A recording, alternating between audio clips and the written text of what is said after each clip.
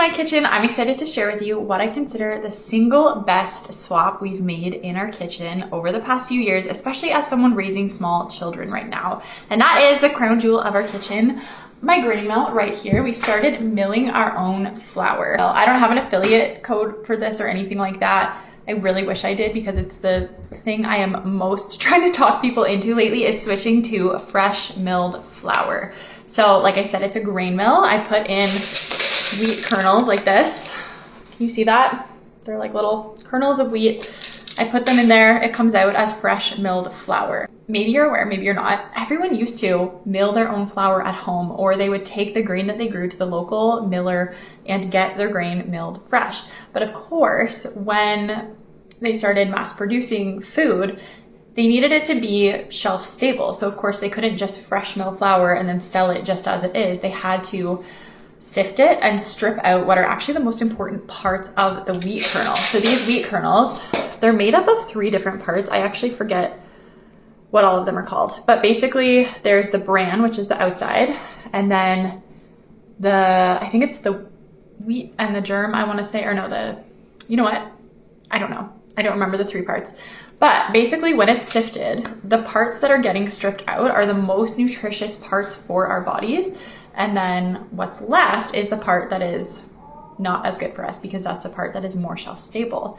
And often flour is synthetically fortified with synthetic vitamins, but often our bodies don't recognize those, and we don't get the same benefits that we do from real food the way God made it. So of course, milling it yourself in your kitchen before you bake with it, that gets back some of those important nutrients. And I will share a list of those nutrients with you in just a couple minutes. It functions fairly similar to normal all-purpose flour, but it is a little bit different. It can end up with a bit of a different texture. So for some things like bread or pizza dough, stuff like that, I'll use 50-50, because I find the dough doesn't get as stretchy when it's all fresh milled flour, and you don't get the same rise in a loaf of bread or something like that.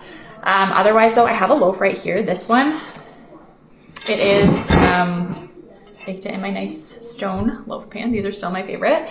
This one is 50-50 with all purpose and fresh milled flour, and you can see it just looks like normal bread. It does have a slightly nutty flavor, which we've actually gotten used to, and I find I miss it if I'm having white bread or even in baked goods. I use fully fresh milled flour for things like muffins and cakes and cookies and stuff like that. I don't notice a huge difference. I guess I notice it, but we've come to really like the nutty flavor that it adds. So I want to share with you the list of vitamins and minerals and stuff that are in fresh milled flour as opposed to regular all-purpose.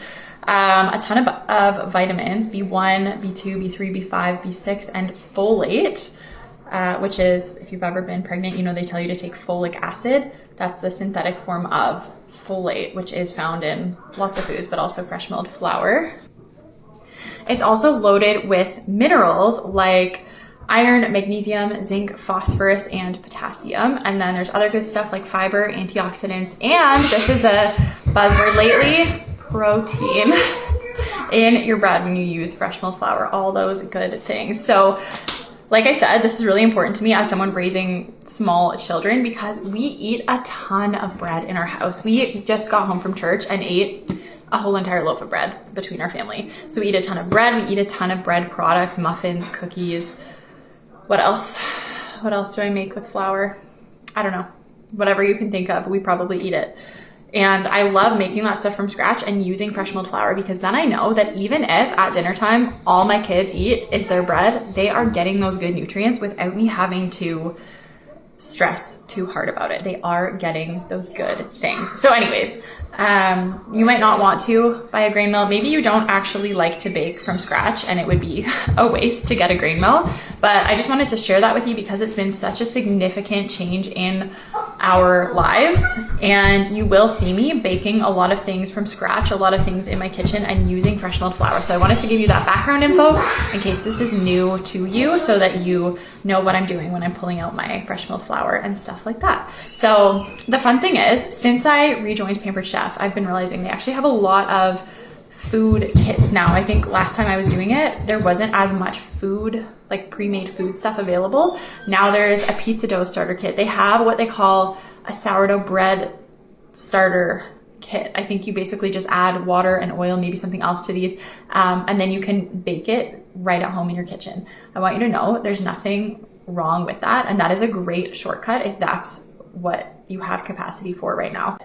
You probably won't see me personally using those a lot in my kitchen, and this is why. Because I like to just take the extra few minutes to pull it together from scratch and use my fresh milled flour. But please also know, I like to do things a little bit intense. I like to make things as from scratch as possible. I'm never going to judge you for not doing that, or if you aren't maybe new to baking bread or making dough and stuff like that. I think those kits can be a great tool, or I keep calling them kits.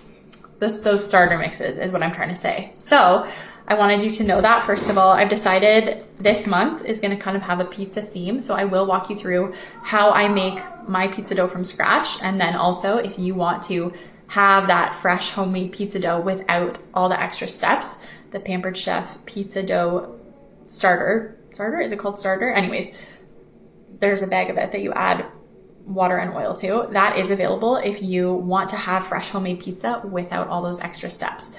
But I wanted to give you, again, this background information before we get into that kind of thing. So thanks so much for listening today. And if you want to learn more about fresh milled flour, I would suggest going to basically any podcast app or even Google and Googling Sue Becker. I listened to her on a few podcasts, and she is the one that really tipped me over the edge for wanting to do this myself. And she's an incredible woman who raised, I think, 9 kids or something, all on whole foods and whole grains, and found her kids were incredibly healthy, barely got sick, had great energy, all that good stuff. And she also quotes a lot of Bible verses, which I think is really cool, about bread and there's even one about a grain mill that she quotes. So go Google her. That's your homework if you want to learn more about fresh milled flour.